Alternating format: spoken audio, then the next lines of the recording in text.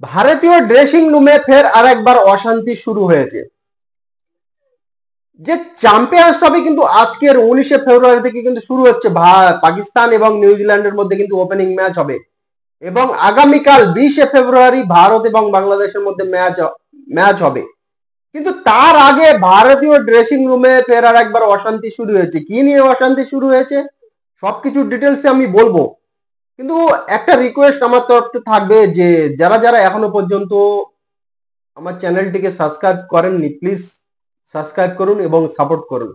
যে এর আগে আমরা দেখেছি যে বর্ডার গাভাস্কার ট্রফিতে কিন্তু একটা অশান্তি শুরু হয়েছিল, সেটা সেই রকম ভাবে কিন্তু বড় আকার নেয়নি। কারণ কি নিয়ে শুরু হয়েছিল, যে যে খবর পাওয়া যাচ্ছিল যে গৌতম গম্ভীর তিনি নাকি চাইছিলেন যে বর্ডার গাভাস্কার ট্রফিতে চেতেশ্বর পূজারাকে কিন্তু স্কোয়াডে নেওয়ার জন্য। কিন্তু অন্যদিকে ক্যাপ্টেন রোহিত শর্মা এবং চিফ সিলেক্টর অজিত আগারকার তারা দুজনে চাইছিলেন না, যে একবার টিম থেকে চলে গিয়েছে এবং চেতেশ্বর পূজারার ফিটনেসও কিন্তু সেই আগের মতন নেই এবং তিনি তার বয়সও হয়ে গিয়েছে এবং তিনি সেই রকম ধরনের কিন্তু ফর্মেও নেই, যে আগে যে চেতেশ্বর পূজারাকে যে ফর্মে আমরা পেতাম সেই ফর্মে নেই।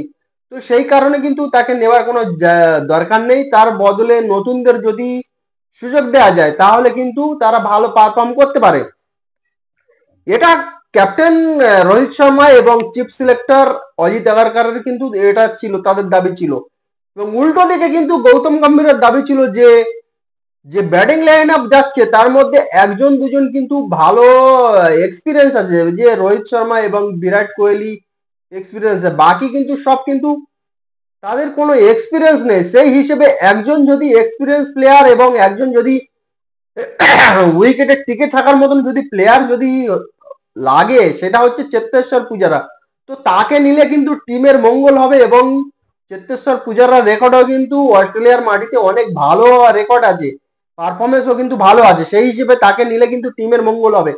কিন্তু রোহিত শর্মা এবং অজিত আগারকার দুজনে কিন্তু গৌতম গম্ভীরের দাবি মানেননি এবং শেষ পর্যন্ত গৌতম গম্ভীর তিনি আর আগে আগে আর যাননি, তিনি ওখানে সেইখানে কিন্তু ইতি করে দিয়েছিলেন। যে ঠিক আছে, তাদের দাবি কিন্তু গৌতম গম্ভীর মেনে নিয়েছিল। তারপরে আমরা দেখলাম যে বর্ডার গাভাস্কার ট্রফিতে কি অবস্থা হয়েছিল, কোনো ব্যাটসম্যান একমাত্র যশস্বী জয়সওয়ালকে ছাড়া কিন্তু আর কেউ সেই রকম ধরনের পারফরমেন্স করতে পারেনি। সেখানে যদি চেতেশ্বর পূজারা হতো, তিনি যদি ওয়ান ডাউনে ব্যাটিং করে যদি উইকেটে টিকে থাকতেন তাহলে হয়তো রেজাল্ট অন্য হতে পারতো। কিন্তু গৌতম গম্ভীরের দাবি মানেননি, তার রেজাল্ট কিন্তু অন্য হলো।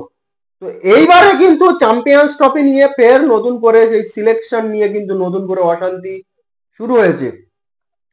একদিকে কোচ গৌতম গম্ভীর, অন্যদিকে কিন্তু রোহিত শর্মা এবং চিফ সিলেক্টর অজিত আগারকার, তারা দুজনে একদিকে এবং গৌতম গম্ভীর একদিকে।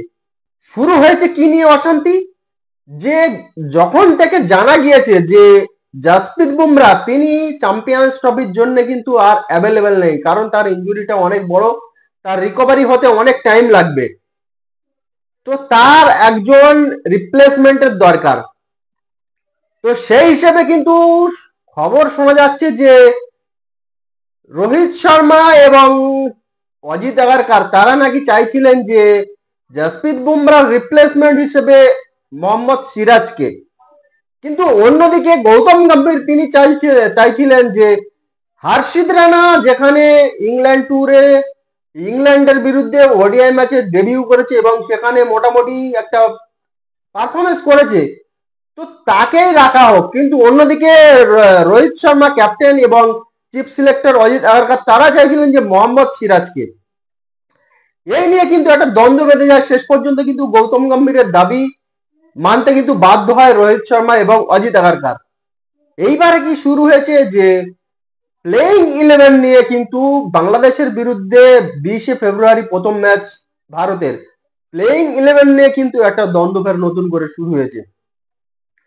প্লেইং 11 নিয়ে কি দ্বন্দ্ব, না যে খবর সূত্র মারফত যেসব খবর পাওয়া যাচ্ছে, যেসব স্পোর্টস জার্নালিস্ট বা ইউটিউবাররা যে ধরনের খবর তারা বার করছে, সেই অনুযায়ী যে পাওয়া যাচ্ছে যে গৌতম গম্ভীর তিনি প্লেইং 11-এ কিন্তু কুলদীপ যাদবের জায়গায় বরুণ চক্রবর্তীকে নিতে চাইছেন।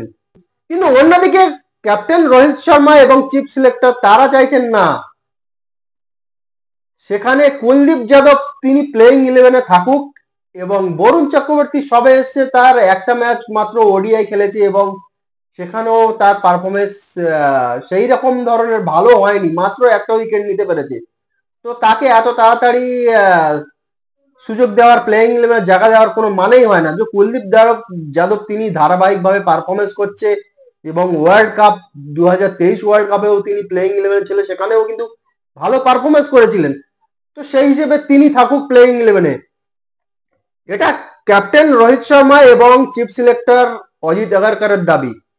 উল্টো দিকে গৌতম গম্ভীর কিন্তু তিনি কেকেআর এর মেন্টর ছিলেন, সেই হিসেবে বরুণ চক্রবর্তীকে কিন্তু তিনি কাছ থেকে দেখেছেন এবং তার পারফরমেন্স কি ধরনের সবকিছু তিনি জানেন গৌতম গম্ভীর, সেই হিসেবে।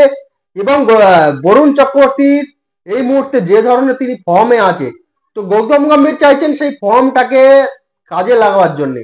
যে একটা প্লেয়ার যখন পিক পয়েন্টে থাকে, তার সেই পিক পয়েন্টটাকে যদি কাজে লাগানো যায় তাহলে কিন্তু অনেক সুবিধা হবে। তো গৌতম গম্ভীর কিন্তু সেইটা চাচ্ছে যে বরুণ চক্রবর্তী এই মুহূর্তে অনেক ভালো ফর্মে আছে, খুব দুর্দান্ত ফর্মে আছে এবং পিক পয়েন্টে আছে, তার সেই ফর্মটাকে যদি কাজে লাগানো যায় তাহলে টিম ইন্ডিয়ার জন্য কিন্তু অনেকটা ভালো হবে। সেই হিসেবে কিন্তু গৌতম গম্ভীর চাইছে যে প্লেইং ইলেভেনে বরুণ চক্রবর্তী নেওয়ার, কারণ তিনজন স্পিনার ভারতীয় প্লেইং ইলেভেনে থাকবে। একজন হচ্ছে রবীন্দ্র জাদেজা, তিনি অলরাউন্ডার এবং তিনি ইংল্যান্ডের বিরুদ্ধে যে সিরিজ হয়েছে সেখানেও তিনি দুর্দান্ত পারফরমেন্স করেছে। 2 নম্বর থাকছে অক্ষর প্যাটেল। অক্ষর প্যাটেলকে 5 নম্বরে ব্যাটিং করা হয়, সেখানেও কিন্তু তিনি ভালো ব্যাটিং করেছেন এবং তিনি বোলিংও কিন্তু ভালো করছেন। তো দুজনের কিন্তু জায়গা একেবারে পাক্কা। 3 নম্বর স্পিনার হিসেবে কিন্তু কুলদীপ যাদবকে চাইছে রোহিত শর্মা এবং অজিত আগারকার, এবং অন্যদিকে গৌতম গম্ভীর চাইছে যে বরুণ চক্রবর্তীকে। তার যুক্তি, তো কারেন্ট পারফরমেন্স তো থাকলো, তারপরে যুক্তিতে যে যদি দেখা যায় যে কুলদীপ যাদব তিনি লেফট হ্যান্ডার স্পিনার, অন্যদিকে Rabindra Jadeja left hander spinner, অক্ষর প্যাটেল লেফট হ্যান্ডার স্পিনার, তো তিনজনে কিন্তু লেফট হ্যান্ডার স্পিনার হয়ে যাবে। সেই হিসেবে বরুণ চক্রবর্তী নিলে বরুণ চক্রবর্তী কিন্তু রাইট হ্যান্ডার স্পিনার থাকবে। তো একদিক থেকে কিন্তু সুবিধা হবে যে তিনজন লেফট হ্যান্ডার স্পিনার, অপোনিয়েন্ট টিম কিন্তু তারা একটা প্ল্যান করে আসবে যে লেফট হ্যান্ডার স্পিনারের বিরুদ্ধে কিভাবে খেলতে হবে না করতে, সবকিছু প্ল্যান করে আসবে। তার মাঝখানে যদি একজন রাইট হ্যান্ডার স্পিনার থাকে তাহলে কিন্তু হয়তো একটু এদিক ওদিক হতে পারে। তো যেমন ব্যাটসম্যানরা যে একজন লেফট হ্যান্ডার একজন রাইট হ্যান্ডার হলে কিন্তু যে একটা সুবিধা হয় এবং অপোনেন্ট টিমের কিন্তু ফিল্ডিং প্লেসমেন্ট করার অসুবিধা হয়ে যায়। তো সেই হিসেবে গৌতম গম্ভীরও চাইছে যে দুজন লেফট হ্যান্ডার স্পিনারের মধ্যে একজন রাইট হ্যান্ডার স্পিনার থাক, তাহলে সুবিধা হবে। কিন্তু অন্যদিকে রোহিত শর্মা এবং অজিত আগারকার তারা চাইছে না যে কুলদীপ যাদবকে খেলানো হোক। এই নিয়ে কিন্তু ফের নতুন করে অশান্তি শুরু হয়েছে এবং এর শেষ কোথায় হবে এর কোনো ঠিক নেই। শেষ পর্যন্ত কি হয় সেটা কিন্তু প্লেইং ইলেভেনে বাংলাদেশের বিরুদ্ধে যখন প্লেইং ইলেভেন ঘোষণা হবে তখন কিন্তু বোঝা যাবে যে কাদের জিত হলো, গৌতম গম্ভীর জিতলো নাকি রোহিত শর্মা অজিত আগারকার জিতলো, সেটা কিন্তু বোঝা যাবে। যদি কুলদীপ যাদবকে প্লেইং ইলেভেনে জায়গা দেওয়া হয় তাহলে রোহিত শর্মা এবং অজিত আগারকার জিতে গেছে প্লেইং ইলেভেন নিয়ে, এবং যদি বরুণ চক্রবর্তীকে প্লেইং ইলেভেনে জায়গা দেওয়া হয় তাহলে কিন্তু গৌতম গম্ভীর জিতে গেল। এটা কিন্তু প্লেইং ইলেভেন যখন ঘোষণা হবে, টস হয়ে যাওয়ার পরে তারপরে কিন্তু বোঝা যাবে এর সমস্যার সমাধানটা কোথায় হলো।